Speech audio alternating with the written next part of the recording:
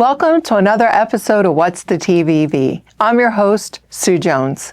Expanded public safety is one of the greatest priorities for our community, and it is one of our strategic goals for the City of Victorville. In this episode, we're going to explore investments the city has made to expand public safety for our community. Joining us is Deputy City Manager Tony Camargo. Thank you so much for joining us. Why don't we begin by having you tell us a little bit about your position? I'm the Deputy City Manager for the City of Victorville.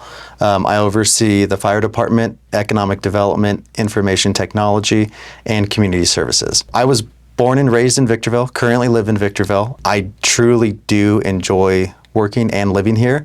It honestly gives me that sense of pride when I come to work because I get to see all the enhancements and advancements we're making in the city. Would you say that that's your favorite part about working for municipal government? Living in a community where you work, it definitely gives you that urge to just give back to the community. That's what really gives me the joy. With such a large city that we live in, there's so much opportunity for growth. And I mean, you can't drive down the street without seeing some type of new development, whether that's commercial, industrial, or private residential. So there's a lot of room for growth. And I'm excited to see what we can continue to bring to the community. You know, working for government always has its challenges. What would you say your least favorite part about it is? I think a lot of the times the community doesn't understand the funding aspect of it. So really trying to convey that messaging of that it's not an unlimited checkbook. We don't have an endless amount of money. We would love to construct all of these new roads and apply new pavement and add new fire stations and additional personnel, but we're obviously limited to our funding sources that were allocated. It is really good to have you here to talk about public safety and all the things the city has done to expand public safety for our community. Why don't we begin by having you talk a little bit about Measure P and all the things we've been able to do because of Measure P. So for those who don't know Measure P is a sales tax measure that was passed by the residents of Victorville in November of 2020, and it went into effect in April of 2021. So since then, we've made significant improvements, specifically on the public safety side. And beginning with the police department, we were able to add 12 bodies, 5 deputies, 5 sheriff service specialists, and 1 crime analyst, and then a detective corporal later on. Additionally, on Measure P and the police department side, we've implemented an 8-beat patrol system. Previously, we had a 6-beat patrol system. So what that means is if you think of the city in a whole, the city was broken up into 6 geographic areas. Since the implementation of Measure P, we're able to add 2 additional beats, which allows the deputies to have a smaller beat, allowing them to have more of a presence in the community. Since the implementation of the 8-beat patrol system, the police department has doubled its traffic citations. So that was another enhancement that we've done. On the fire department side, that was another investment that we did right out of the gate 2 pretty quickly, and that was by opening Station 315 to allow that enhancement for medical and fire services on the western part of the city. So Measure P allowed us to open Station 315 by adding 9 personnel. And that was 3 captains, 3 engineers, and 3 firefighter paramedics. Since then, the fire department has significantly grown thanks to Measure P, and we've added over 30 personnel bodies, and that's fire suppression, the EMS division, the administrative division, and fire prevention. So additionally, we've also made some enhancements on the equipment side.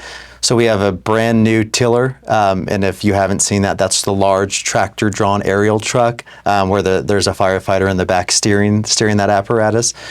So Measure P contributed to funding the equipment for that tiller specific, 3 new Type 1 engines, and then we've just rolled out earlier this year 3 transport-capable squads. Those are the 3 large ambulance lookalikes that are rolling around town, and those are our frontline medic squads that are responding to our EMS calls. Our fire department is extremely busy, so those units are responding to over 25,000 calls annually. So by continuing to invest in this equipment, definitely allows our floor staff to have the necessary resources to respond to these incidents. The code compliance department, a lot of people don't realize that, but code compliance and animal control are part of Measure P. Specifically, we've added 12 bodies to that department. That has allowed us to add a homeless engagement team, which works closely with our wellness center for the triaging and for the main point of contact to allow those individuals seeking help and utilizing resources to get into that wellness center. On the animal control side, we've added about six bodies. And as you may remember, in 2023, we received notice that we had to really think fast and open our own animal care facility. Worked with the high school district on securing a lease, and we're utilizing the former Goodwill property. Measure P has funded all of the equipment, staffing, and all the programming for the new animal care and adoption center down in Old Town. It's pretty impressive, all the things that we've been able to do. And I know, thinking back to when we were asking the community if they would support Measure P, the motivation was because our population had grown so significantly. If I remember correctly, it more than doubled in just a 20-year period. Mm-hmm. And so all the services you're talking about and adding, that really was to try to just even right-size public safety, right, for our community? Yeah, absolutely. And I think, for example, on the police department side. So in 2001, that's when the current police station was constructed off of Amargosa. So in 2001, we had approximately 50 sworn deputies. Since then, as you mentioned, we've nearly doubled in population. So we've nearly doubled on the sheriff's side as far as sworn personnel. So we're at over 100 sworn deputies, 103 to be specific, but we're still in the same footprint of the original police station on Amargosa. So that building is a little over 15,000 square feet. And you can imagine on how confined our spaces are with the addition of double the personnel. So we've remodeled multiple times throughout the years to try and allow for that space to be suitable for that expansion, but we're really busting out of the seams. It's really confined. Not only is it confined inside of the building, but the exterior and the parking lot is truly confined. We need to explore the potential of a future police station, and we are doing that here shortly. I know that we have taken some steps towards the new police station. You want to summarize some of that? So we're currently in the design phase of the new police station and Civic Plaza, which I'll touch on here shortly. We'll be across and parallel to the courthouse, located off of Seneca and Amargosa. So this site is approximately 9.18 acres and will consist of a 43,000 square foot police station and then a little over 3 acres for a Civic Plaza. So the Civic Plaza will consist of a elevated stage, walking loop, splash pad, 4 pickleball courts, a heritage monument walk, ample grass seating, just a really nice addition to our park system in addition to our city, where the city and the residents are going to look at this as a destination of Victorville, and we're excited to have them visit this plaza. The police station, however, is obviously growing significantly from 15,000 to 43,000 square feet. We're expanding the footprint for operations, evidence, the gym, the lockers, and the main thing that we're looking for is the ability to enhance the parking. So we're not only growing or designing this building for current use, but we're building it for future use to allow for that growth so we don't run into this problem in 10, 20 years. So with this new police station and the new construction of it, it'll continue to allow us to add those bodies into our department to continue that enhancement for Measure P and the community. Now thinking about how we're supporting them with technology. I know we've done a lot to kind of enhance what they're doing. So can you explain a little bit about the technology? Yeah, so the city's very innovative on technology. The city's implemented automatic license plate readers and recently a shot spotter technology. So these technologies, they're a form of a proactive enforcement. On the fire department side, we've implemented technologies related to the dispatching and the alerting notifications. If the fire personnel is inside the fire station and they get a notification for a call, there's several monitors throughout the station that allow them to see where the call's at, when it was dispatched, the call type, who else is dispatched on that call, and then it allows them a time clock. So they have 60 to 90 seconds, depending on the severity of the call, to get out of that station and into the fire apparatus to respond to that call. So that's one technology that we're using to really enhance our response times. And then additionally, there's another technology that we use, and all of the fire personnel have it on either their mobile application or the iPads inside of the fire apparatus. It gives them the call information that they were receiving from dispatch, and it is truly live data. So for example, if there's a medical call, it's going to give them the age of the individual, individual, the age of the patient, any prior history, but if anything changes during that time the end user's called 911, they can convey that to dispatch. That information that the dispatcher is typing in automatically feeds to our firefighter medics or our other fire personnel. So when they arrive on scene, they truly know what they're arriving to as far as the notes, as long as they're placed in there correctly. On the code compliance side, they're continuing to implement technology for firework enforcement. So this was a 360-degree camera that was placed in the rear of a code officer's vehicle, and that really allowed code compliance staff to investigate the matters a little further by accurately identifying the location and if it was truly a firework case or not. So those are a few examples of the technologies that we're investing here on the city on the public safety side, and there's more down the pipeline, and we're still actively looking for any innovative technologies that we can implement for the public safety sector. Why don't we go back and you tell us a little bit about the ALPRs? Can you explain what is an ALPR and how it works? So the ALPR, or an automatic license plate reader camera, they're positioned throughout the city on signalized intersections in strategic areas based on the police department. So these cameras act as a proactive enforcement tool for the police department to give them data. So let's say, for example, there's a kidnapping or a stolen vehicle. If the police department has this information with the license plate number, they can enter that number into a database, and it's going to tell them any time or the last time that they went through an intersection, and it'll tell them the specifics of the lane and then which direction they were going. That technology is working 24/7. It doesn't require a body, so it definitely allows that more efficient operation for the police department. We've been very successful since implementing the ALPR cameras, and we've had over 600 arrests. That success yielding from the ALPRs allows us to continue investing in those and exploring other locations to see if we can continue exploring that technology. Wonderful. And you also mentioned ShotSpotter. So can you tell us a little bit about that? This technology is a gunshot detection technology. And what that means is we have certain sensors located throughout the city in specific areas. These sensors are able to detect gunshot activity.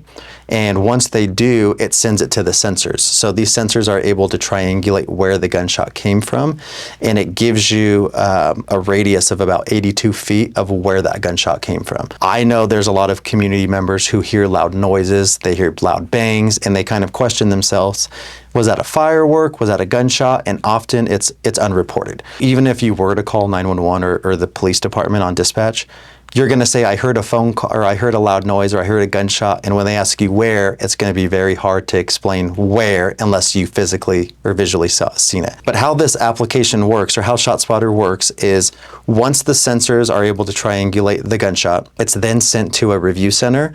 And within 60 seconds, that gunshot is either confirmed or not detected as a gunshot. If the reporting confirms it's a gunshot activity, all of the deputies have a mobile application on their phone, and it sends that notification immediately to their phone and to dispatch.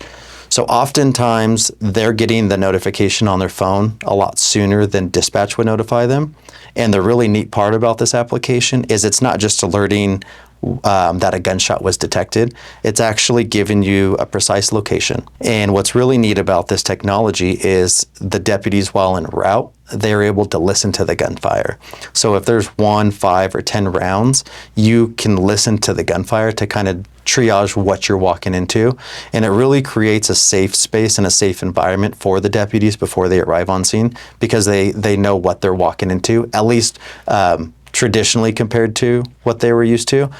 So it's really a neat technology that we've had over the last 2 months. We've seen a large success with. It's been a great asset for the city. We're the first to implement that in San Bernardino County. But again, that's the city being very innovative in implementing technology to continue to enhance that proactive efforts for policing. Are there more plans for technology in the future? One of the projects that we're working on here shortly is a DFR program, also known as a Drone as First Responder program. So these are pre-positioned hubs or nests that are placed throughout the city in strategic areas. Anytime that they're dispatched to a call, they're often responding quicker than the actual police unit arriving on scene. Not only does it allow an aerial image to be sent to the sheriff's deputies, similar to ShotSpotter, so they can kind of see the imagery while en route. But sometimes there's calls that are dispatched to the police department that aren't necessarily a priority call. So these drones will be able to vet that call out to allow the deputies to respond to a higher priority call. Is there any time horizon on the drone program? We're in the planning stage. We've gone through the process and we're working closely with the police department, but we do anticipate within the next 12 months to have an official launch program. And of course, we'll work with you as the PIO to showcase that and campaign that so we can notify the community before that's launched. It just makes so much sense to be able to have that added intelligence so that as a police officer, you're going into a situation, you already had a visual, a little bit more information. I think just looking back how quickly technologies continue to advance, I don't think I would have ever thought that we're using drones as a police technology, but it's not only for the police side. The fire department may utilize these too for fires. So let's say there's a wildland fire in the Mojave Riverbed. Obviously, the smoke is going to cause some type of blurred vision. It's going to be difficult to see, but the drone has thermal sensors in there, so it's able to detect heat. So if there's hot spots, it's going to give the fire department that on a live feed. The technologies that we're investing in, they're ultimately going to connect to what we call our real-time crime center. So our real-time crime center will be constructed in the new police station, and it's really one feed that displays all of the footage or the actual data that's being received by those technologies. But again, it's just technology that we're continuing to look and explore to continue to invest in Victorville to really allow our residents that safe measure that they'd like to see. Have these technologies been paid for using Measure P funds or other funds? Our ALPRs, our ShotSpotter, those have not been paid with Measure P. They've been funded through grants through the state. So while we continue to invest heavily on the personnel and the equipment and programming side on Measure P, we're always looking for other additional funding sources, which are grants. We're utilizing grant funds to allow Measure P to really focus on the efforts of expanding the operations as far as personnel and equipment. Tony, thank you so much for joining us and sharing your expertise and helping us understand not only how we're expanding on the people side, but also how we're using technology to expand public safety and improve public safety for our community. Thank you so much, Sue. I'm excited to be on the podcast, and I'm excited to bring you some future news about some new innovative technologies. So hopefully we can meet again and discuss those. But I truly do appreciate you having me on the podcast, and thanks again.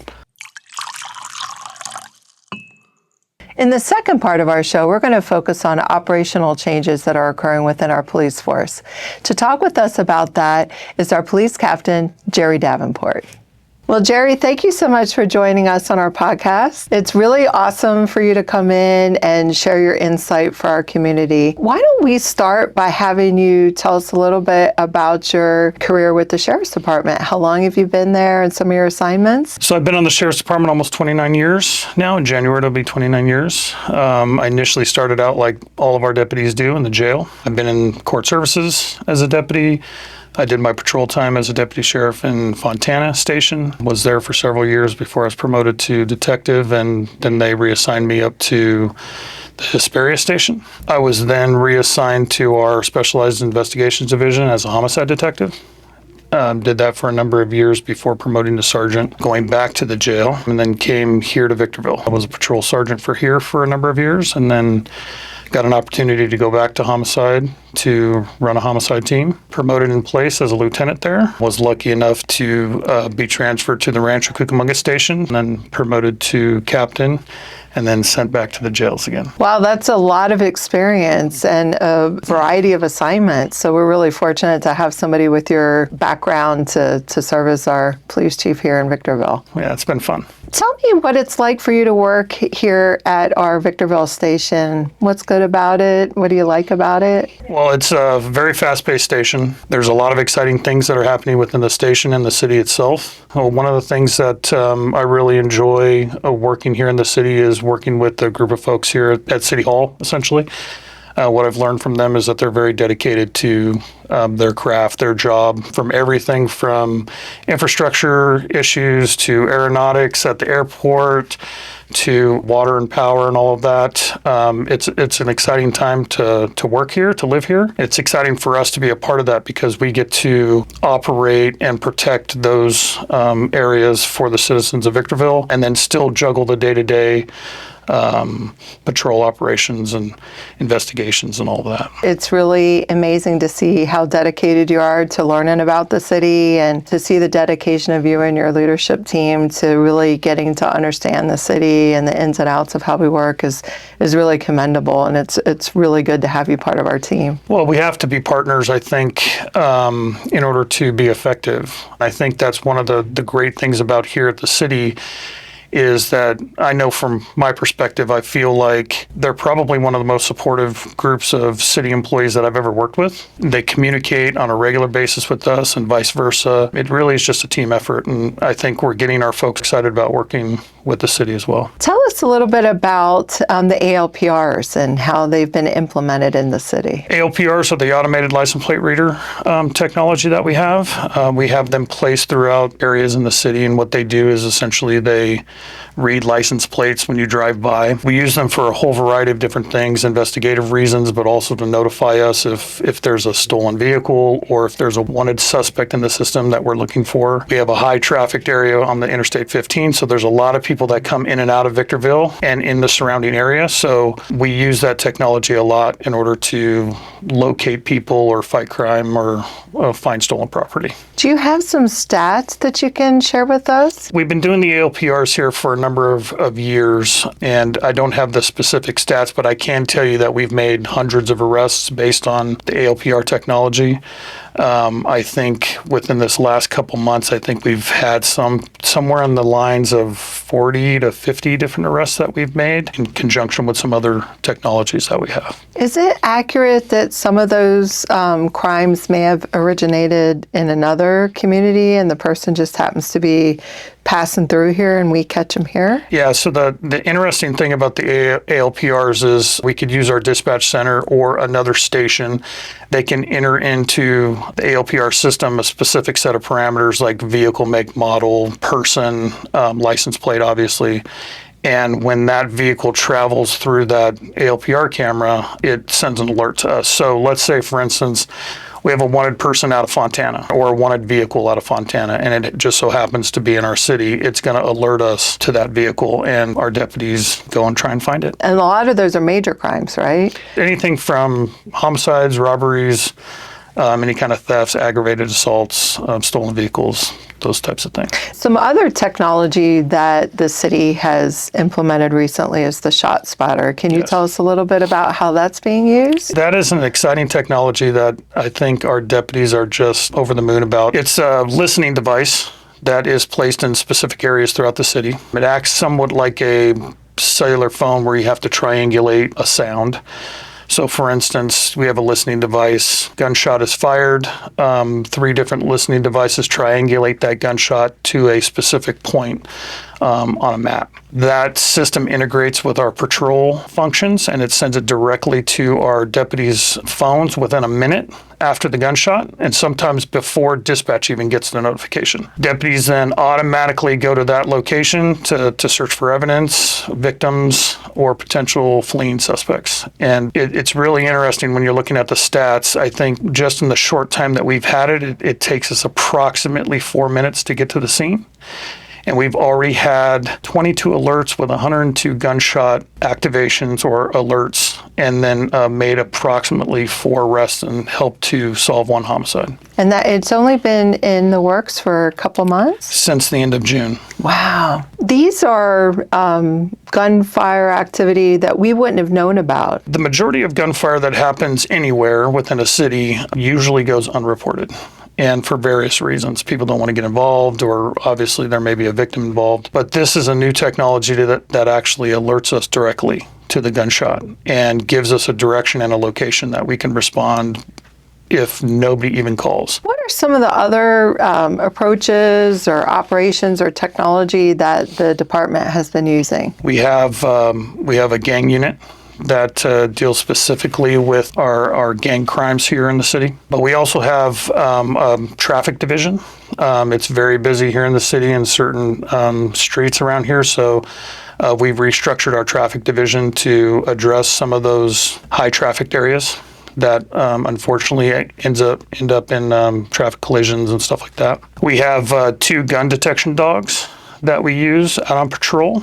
And so if we suspect that there are firearms or ammunition or anything like that, they're also cross-trained with narcotics as well. We could use the dogs to safely detect if there are any firearms near us. In addition to that, we have a MET team, multiple enforcement team that works with the city on various things, unhoused populations, getting them resources, code enforcement violations, and things of that nature. We have a detective division, dedicated detective division that responds after a crime occurs and sometimes immediately after, so that we can not only get the initial call for service, but then do the follow-through afterwards and investigate and hopefully arrest anybody that commits any crimes in the city. We have something like 130 personnel there. I think about 80 deputies, 10 detectives, 10 sergeants, and then several of our general personnel, our professional staff. Well, I know it's a big priority for the city to continue to invest in public safety. I know that we're using Measure P to try to help in that respect. Are there new technologies that are planned for the future that we're going to add? The interesting thing about law enforcement nowadays is technology seems to outpace our ability to innovate sometimes, right? It's a challenge, but it's also exciting. There's a lot of new things out on the market right now that I think can help us become more efficient, more effective. One of the things that I'm excited about and my team is excited about is looking at drones as a first responder. It's a program that utilizes drones to respond to scenes before deputies get there, to provide critical intel for the responding deputies, not only for their safety, but to give them intelligence on potentially, fleeing suspects and areas where we can keep the community safe before we even get there. So that's one of the tools that we're looking at currently employing. But there's a whole host of other things. We're implementing a new report management system that we're testing here at Victorville right now that is going to help the deputies be more effective, more efficient, get their reports done. We have body-worn camera technology right now that captures everything from the perspective of the deputy when they go on scene. But some of the new and interesting things that are coming up with the BWCs are everything that it captures, it will communicate it in a report form. So if I'm having a conversation with you, later on I hit a button and it essentially generates a report. That has the intended consequence of making deputies more efficient because they're not sitting, in a mundane activity typing a report when they can be out on the street protecting the citizens. But they also have other cool functions on it too, like there's a language function to it. Hit a button and somebody who's speaking Spanish or any other language, it will recognize that language and communicate to that person. So it breaks that barrier between the deputy and the language, and they can conduct business faster without having to call a service or something like that. So there's a lot of technologies out there that we're looking at that will help in our mission. How have the crime stats been? Has there been a reduction in crime in Victorville in recent years? Yeah, I think we're trending down. When I'm looking at the numbers in terms of calls for service, reports drawn, and specifically our Part 1 crimes, I'm seeing a trend that is going down. So specifically this last year, I saw a reduction in our calls for service by about 19%. Our reports drawn, I saw about a 22% reduction in that, and our Part 1 crimes. And what Part 1 crimes are, it's the FBI's definition of serious felony crimes. So your homicide, your aggravated assault, rapes, robberies, vehicle thefts, those types of calls are down about 43%. Our deputies are doing a really good job getting out there, working hard to protect the citizens of Victorville, and I think the stats show that. And that's just so significant in contrast to what maybe we see a lot on social media, where those murders, for example, would be so sensationalized and capture our attention. It's hard not to sensationalize such a violent crime, but I think the silver lining on this is we're committed to getting that number as low as possible, and our deputies are out there every day working hard, working with the city in order to provide a level of service to the residents to keep them safe. Well, I just have to say I'm so grateful to you and your team, and I see their hard work, and I know that they put themselves out there and take risk on our behalf to protect our citizens, and I'm just so grateful, and I know our city is very grateful to all of you. Well, we appreciate that. We appreciate the support. It is a dangerous job, but I bet if you ask any deputy, they'll tell you that they wouldn't want to have any other job out there. Well, thank you so much for taking the time to come and join us, Jerry, and share all your insight. It's wonderful to hear it directly from you as our police chief. Oh, you're welcome. Thanks for listening. What's the TVV is produced by the City of Victorville. If you have a topic you would like to see on future episodes, leave a comment or review on your preferred platform.